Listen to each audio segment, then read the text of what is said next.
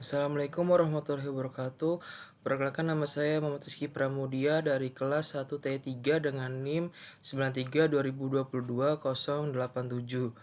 Jadi tadi saya nonton dan memahami sebagian dari seminar persiapan karir di dunia kerja dalam bidang engineering untuk persaingan global. Seminar ini bisa menjadi acuan bagi kita yang ingin bekerja di dunia industri.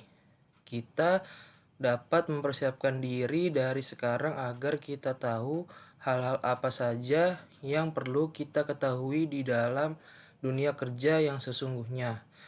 Karir di dunia kerja dalam bidang engineering untuk persaingan global antara industri.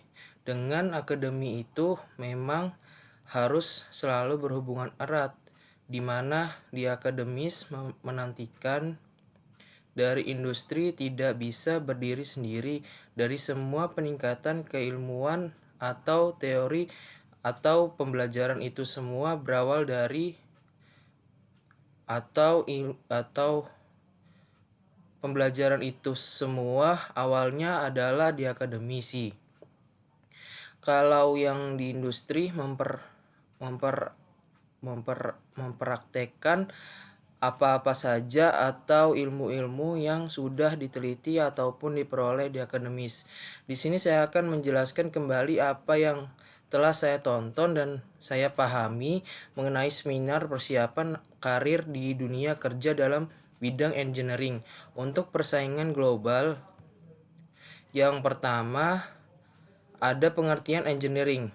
Nah, engineering itu adalah teknik, kalau kita artikan dalam bahasa Indonesia.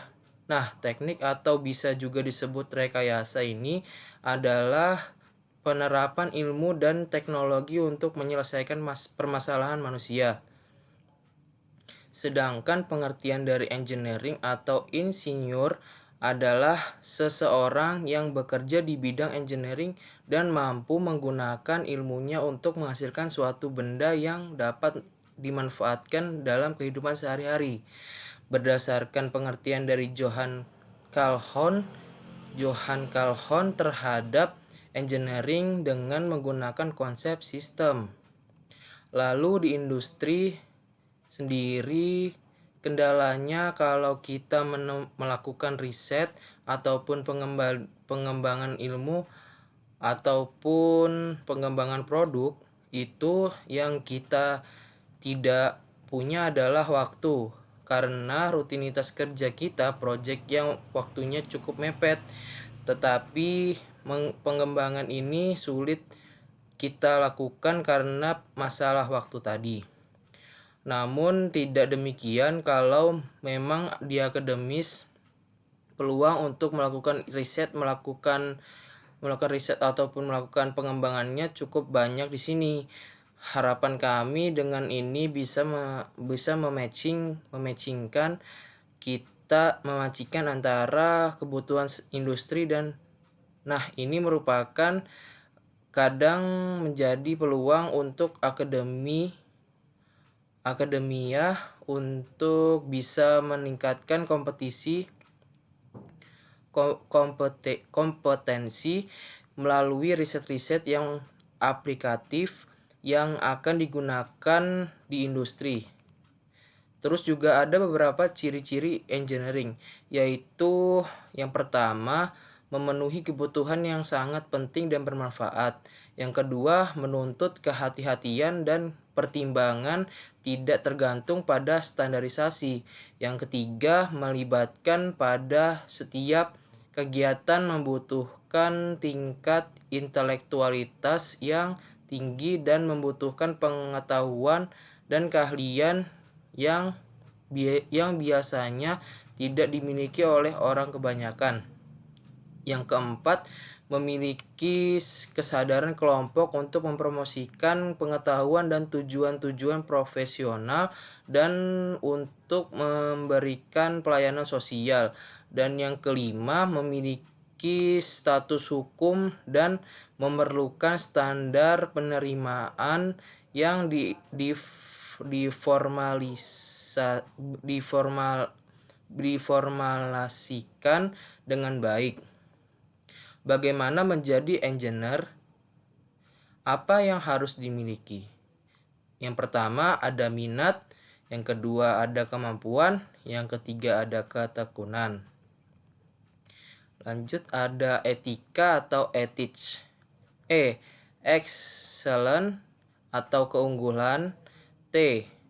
Trustworthy atau terpercaya. H. Honesty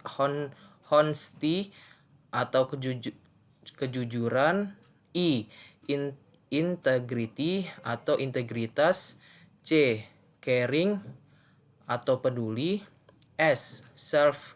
Selflessness atau tidak egois. Skill yang dikembangkan. Yang pertama ada leadership, yang kedua ada problem solving, yang ketiga ada decision making, dan salah satu contoh engineer di Indonesia adalah B.J. Habibie yang mendunia dan sosok insinyur perancang jembatan melengkung LRT Jakarta, Arvila Delitriana Srikandi lulusan ITB. Dan contoh kegiatan yang dilakukan di PT Inka yaitu Engineering Design, Production, Engineering, Spektrum, Produk PT Inka. Peran engineering untuk bangsa Indonesia. 3 pilar pembangunan nasional. Yang pertama, peningkatan sumber daya manusia yang berkualitas. Yang kedua, peningkatan ilmu pengetahuan dan teknologi untuk merespon masalah pembangunan. Yang ketiga,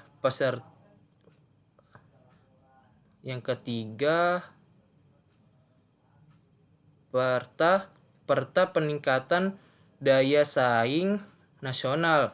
Kemudian juga kita harus meningkatkan lagi teknologi di Indonesia agar Indonesia tidak kalah jauh seperti negara-negara maju lainnya. Oleh karena itu kita butuh tenaga-tenaga yang kompeten dan mulai mempersiapkan diri untuk masuk dalam dunia kerja agar industri Indonesia bisa dikenal lebih luas lagi di negara-negara luar.